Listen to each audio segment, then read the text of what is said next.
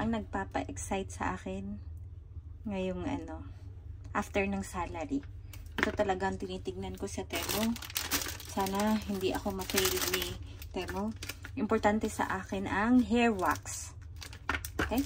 Saan po natin? Wax para hindi po tayo magmumukhang mahangin ba sa labas. Yan.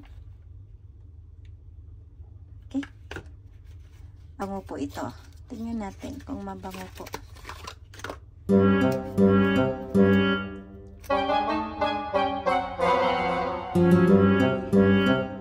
Try na ha. Napaka-light lang po ng amoy niya. Pwede. Bukas ko malalaman kung worth it. Worth it to kasi sadyang mura lang. Mura lang po. Ito naman. Same lang din. Huwag na nating buksan. Okay. Yeah, pink. Hindi pa ako ma-pink ha, pero sadyang ito na lang ang pinili ko. 1 click na lang to kasi hinabol ko to.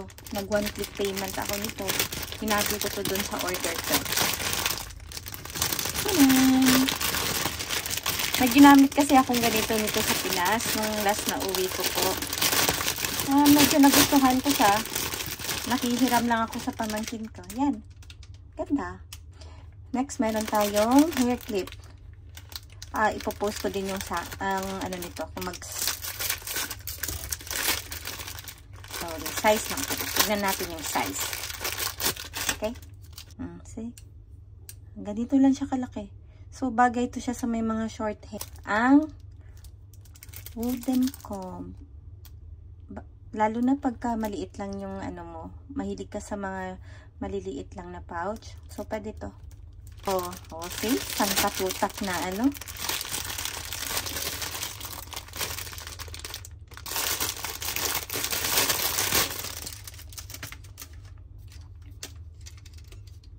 So, yan. Meron tayong ganito. Design. Meron din tayo nito. Mamimigay po ako nito. Hindi ko po ito gagamitin lahat.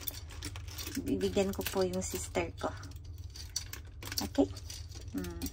Dami siya. Mura lang to. 2, 4, 6, 8. Natuwa po talaga ang orders na to sa Temu.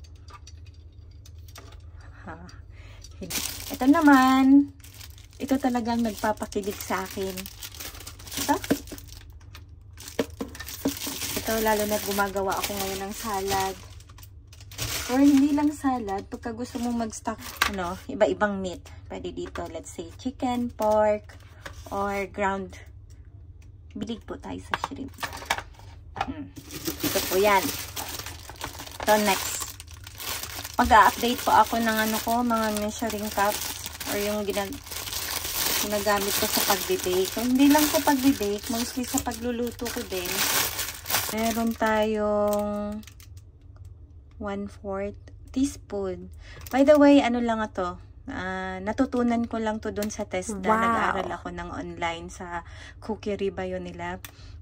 Ang ang 1 pinch ng salt, katumbas yun ng 1/8. So, wag mo nang, katulad nito, 1/4 to. So, hindi mo na susukatin yung 1/8 teaspoon. Pag may nakita kayong mga ganun, pwede mo na siyang pinch lang. Yun na. Pinch. Okay. Tapos, ang tawag sa kulay na to? Please, comment down below.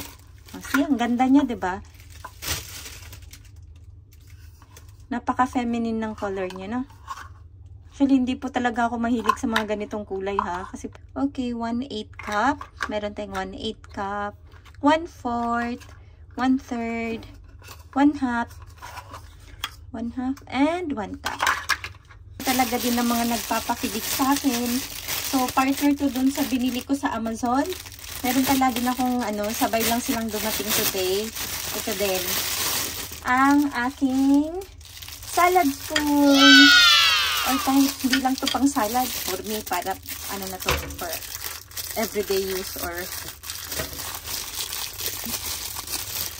yes. Ganda, di ba? Mura lang to. Yan, lalagay ko ang presyo nito sa screen. Maganda din yung quality ng ano niya, wood. Wood ba to or bamboo? Double check ko dun sa description nung sa ano. Kasi hindi po tayo mahilig sa ano, bagnet or pagpiprito ng mga baboy, karning baboy. Yan. Or sa kahit ano, pagka magluto tayo ng banana Q, kamote Q, lahat ng Q, yun. Yan. Pero yung totoo, wala ako nito sa kitchen. Kaya, kilig na naman yun. Kilig na. Sa makakahula po kung ano to. 1,000 pesos. So, wow! Pero pwede din ako na. Ano lang to? Shower cup! Yan. Itong nabili ko na tripod. Actually, tinapon ko sa basurahan ng box na to. Pero malinis pa naman yung basurahan ko. Kakalagay ko lang po ng plastic. Wala pang laman. Yan. Ito po galing din po sa Temu. Ang pagkakatanda ko nasa 30 AED lang to. Oh, yes. Napakaganda niya. Promise. So, tas ang liit. For me, best buy to siya. Lalo na ginagamit ko sa pagbablog. Yun. Thank you, Temu. Wala na. Kinain na talaga tayo ng China. Isa pa po. Hindi pa po last to. Meron din po akong biniling ano, bedsheet. Tingnan mo ha. Kung gano'n. Maganda din po yung quality. Look.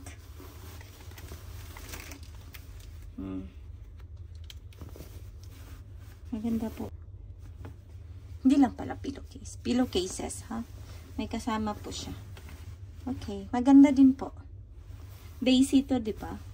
Ito talaga ang favorite color ko sa bahay. Kahit sa mga gamit sa kusina. Last time nag-order ako sa Temu. Ganito din yung kulay. Para sa mga placement. O-order pa po ako ulit sa Temu. Yan. Makapal po. Ano to, yung size nito, ano po, 200 by 220 cm. Dahil hindi po tayo excited sa paggamit nito, kasi favorite color na, didiretso na natin ito sa washing machine.